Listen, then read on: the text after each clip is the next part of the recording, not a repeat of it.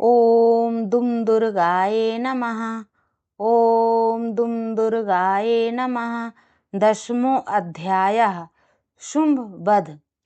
ऋषि कहते हैं, राजन, अपने प्राणों के सामान प्यारे भाई निशुंभ को मारा गया देख तथा सारी सेना का संहार होता जान शुंभ ने कुपित होकर कहा, दुष्ट दुर्गे, तू बल के अभिमान में आकर झूठ मूठ का घमंड न दिखा। तू बड़ी माननी बनी हुई है, किंतु दूसरी स्त्रियों के बल का सहारा लेकर लड़ती है। देवी बोली, ओ दुष्ट, मैं अकेली ही हूँ। इस संसार में मेरे सिवा दूसरी कौन है। देख, ये मेरी ही विभूतियां हैं, अतः मुझ में ही प्रवेश कर रही हैं। तदंतर ब्रह्माणी आदि समस्त देवियां अंबिका देवी के शरीर में लीन हो गईं। उस समय केवल अंबिका देवी ही रह गईं। देवी बोली, मैं अपनी ऐश्वर्य शक्ति से अनेक रूपों में यहाँ उपस्थित हुई थी। अब उन सब रूपों को मैंने समेट लिया।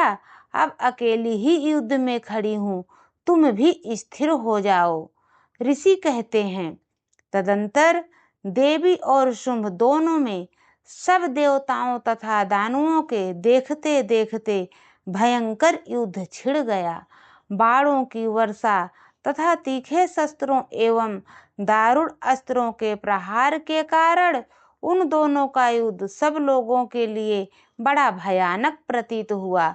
उस समय अंबिका देवी ने जो सैकड़ों दिव्य अस्त्र छोड़े, उन्हें दैत्यराज शुंभ ने उनके निवारक अस्त्रों द्वारा काट डाला। इसी प्रकार शुंभ ने भी जो दिव्य अस्त्र चलाए, उन्हें परमेश्वरी ने भयंकर हुंकार शब्द के उच्चारण आदि द्वारा खिलवाड़ में ही नष्ट कर डाला। तब उस असुर ने सैकड़ों बाणों से देवी को आच्छादित कर दिया। यह देख क्रोध में भरी हुई उन देवी ने भी बाण मारकर उसका धनुष काट डाला। धनुष कट जाने पर फिर दैत्यराज ने शक्ति हाथ में ली, किंतु देवी ने चक्र से उसके हाथ की शक्ति को भी काट गिराया। तत्पश्चात दैत्यों के स्वामी शुंभ ने 100 चांद वाली चमकती हुई ढाल और तलवार हाथ में ले उस समय देवी पर धावा किया। उसके आते ही चंडिका ने अपने धनुष से छोड़े हुए तीखे बाणों द्वारा उसकी सूर्य किरणों के समान उज्ज्वल ढाल और तलवार को तुरंत ही काट दिया। फिर उस दैत्य के घोड़े और सारथी मारे गए। धनुष तो पहले ही कट चुका था। अब उसने अंबिका को मारने के लिए उद्यत हो भयंकर मुग्दर हाथ में ले लिया। उसे आते देख देवी ने अपने तीक्ष्ण बाणों से उसका मुग्दर भी काट डाला। तिस पर भी वह असुर मुक्का तान कर बड़े वेग से देवी की ओर झपटा। उस दैत्यराज ने देवी की छाती में मुक्का मारा। तब उस देवी ने भी उसकी छाती में एक चाटा जड़ दिया। देवी का थप्पड़ खाकर दैत्यराज शुंभ पृथ्वी पर गिर पड़ा, किंतु पुनः सहसा पूर्ववत उठकर खड़ा हो गया। फिर वह उछला और देवी को ऊपर ले जाकर आकाश में खड़ा हो गया। तब चंडिका आकाश में भी बिना किसी आधार के ही शुंभ के साथ युद्ध करने लगी।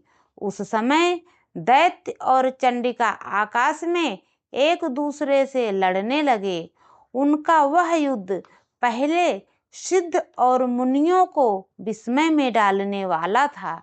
फिर अंबिका ने शुंभ के साथ बहुत देर तक युद्ध करने के पश्चात उसे उठाकर घुमाया और पृथ्वी पर पटक दिया। पटके जाने पर पृथ्वी पर आने के बाद वह दुष्ट आत्मा दैत्य पुनः चंडिका का वध करने के लिए उनकी ओर बड़े वेग से दौड़ा। तब समस्त दैत्यों के राजा शुंभ को अपनी ओर आते देख देवी ने त्रिशूल से उसकी छाती छेद कर उसे पृथ्वी पर गिरा दिया।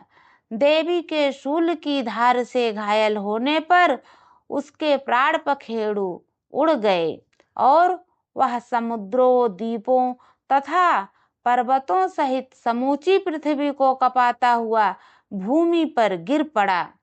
तदंतर उस दुरात्मा के मारे जाने पर संपूर्ण जगत प्रसन्न एवं पूर्ण स्वस्थ हो गया तथा आकाश स्वच्छ दिखाई देने लगा।